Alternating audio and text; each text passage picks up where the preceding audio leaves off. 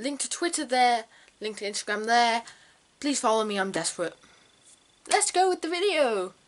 So I'm back, and if you've been on the internet for any amount of time, you'd know who this man is. What's up, guys? Welcome back to Binging with Babish. So, Binging with Babish is perhaps the best channel on YouTube. Why? Just look at this. Look at this. Right here. Look how stunning this is. And you wonder why YouTube is ramming him down our throats. This man has successfully done 2 books, one of which he is touring as of time of recording. Okay, so what's the premise of his content? Well, the premise of his content is making food from films and TV shows, and from time to time games, e.g. this one and this one. There might be another one, but I'm not going to point because I can't think of it. Okay, so this man, he changed the YouTube food game entirely. Like, I'm not saying this about the baking side, because baking is completely different and baking is its own fucked up little world. Thank you, Tasty. But, he has changed the atmosphere around food videos. So, when you see content now, there's a massive aim to be aesthetically gorgeous, but Binging with Babish already does that.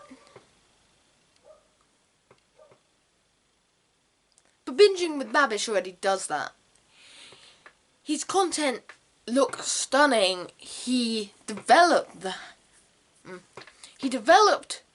hands-only food videos to a point where I don't see it getting any better. Tasty started this, where you do like this. Oh, let's move that. Let's swipe that. Let's do this. He took a different approach, having the camera cut off here, and having only his lower body and the table being shot. And it meant there was no distractions from the food, but it also meant that there was more of a feeling. You could see the kitchen, you could sort of see that this was actually being done in the moment. With Tasty videos, you see, oh, this is going in the microwave, oh, that's coming out. You actually see that he's making it. You can see you can actually make this at home, and not just some BS, oh, we're gonna stuff a load of spaghetti into a meatball.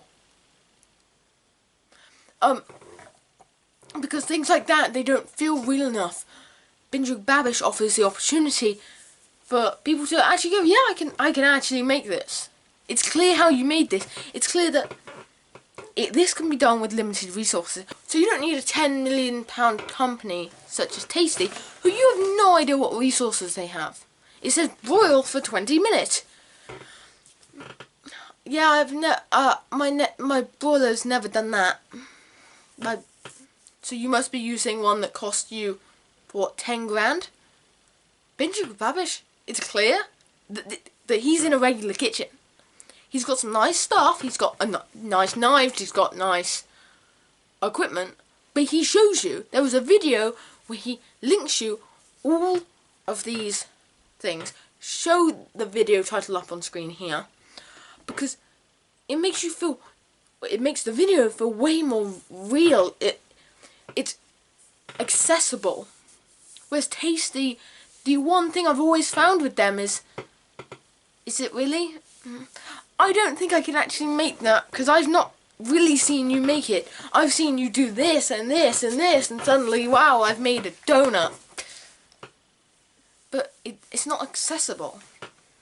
And I'm not just banging on Tasty. Some of Tasty stuff is good. The stuff like the series Eating Your Feed is good, but it's good because it's more personal, and that's what Binging with Babish offers. The aesthetic alongside the humour, which in a video that looks the way his looks, you don't expect that sort of humour. But in his last video, it won't be his last video as of time of release, but he made a dildo joke. A f***ing dildo joke. And that's not something you expect. It's never something you get with Tasty. It's never something you get with any other cooking YouTube channel. But it's personality without seeing the person. I think everyone knew what he looked like for a while, but you didn't need to. Nobody would ever ask for face reveal. One episode in, you wouldn't ask.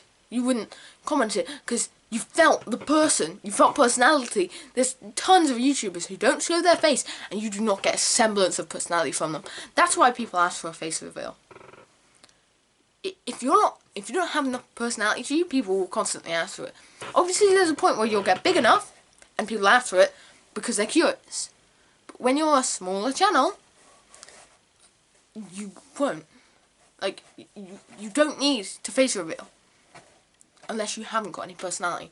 The first video I saw of his was this one, the Adventure Time Jake's Sandwich, and this was pre-1 mil subs, I believe.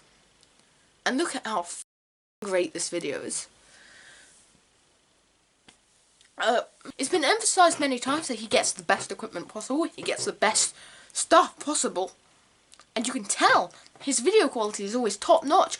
I've never watched a Binging with Babish video and gone, meh, meh.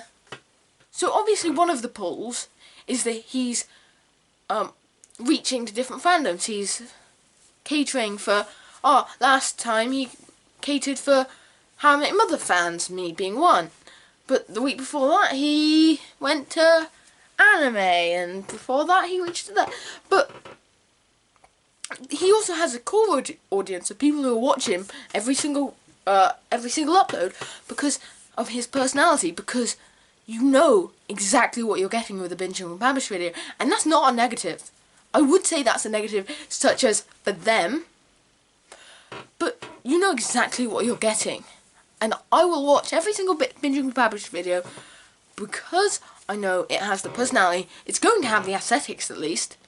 Even if I don't like the fandom, I'd never watched Kim Possible in my life, but I still watched the Nako episode, the Pizza Ball episode. Never familiar with what those shows are from up until he released his episode. So, but there's a group of people, such as me, who do go looking for that. Who do go to those videos because of that. And it's amazing. It's amazing to see. Because it doesn't matter who you are. If he makes a video from your fandom, from your thing, it will end up on the, whatever Reddit or subreddit you look at. And you'll watch it eventually. You'll always find him. He'll do something from Doctor Who eventually, and a whole new group of people will be opened up to him. And that's the great thing about him. He will never stop expanding. For as long as the quality stays as it is, or improves the way it is, he will never slow down. I think he will get 10 mil within the next year or two. Maybe 3 years. I think he'll be at 10 mil easy, because there's a massive amount of the internet that still don't know who he is, and that's why I made this video. Because obviously nobody's really going to see this. The only reason you clicked on that title was because it had him in the title, and I probably used him in the thumbnail somewhere. But for anyone who doesn't know who he is, they will. They'll make a video that catches their interest. Anyone who watches YouTube occasionally will see him. He's on the homepage. He's on trending a fair bit. So, and he's the best. There's a few content creators that I could say put more effort in, have better production value than he does. And to be honest, I couldn't name them off the top of my head. Maybe the Sidemen, maybe that's about it. So how can you top that? How can you top someone doing so well, having amazing growth? And, you know, get him to a subscriber count, and then we get a regular show episode. Because regular show did have the fucking weirdest foods. But I don't think you could fault his channel. You know, you could say lack of variety. But there obviously isn't. There isn't, because being with Babish is the thing. he got so popular, his voice was so popular, that he made a strand, which is on Spotify, link below, called Bedtimes with Babish, because he's a combination of, like, a perfect guy. His voice isn't as effed up as this one. His, like, and the way he talks is just amazing. He's very punctual, he's very, just, you feel a person here. It's not like most channels. Most channels you just go, okay. But, especially, channels that try and be professional normally overdo it. I mean, they become boring. But Binging with Babish is one channel that I could go, he's got so much personality in him.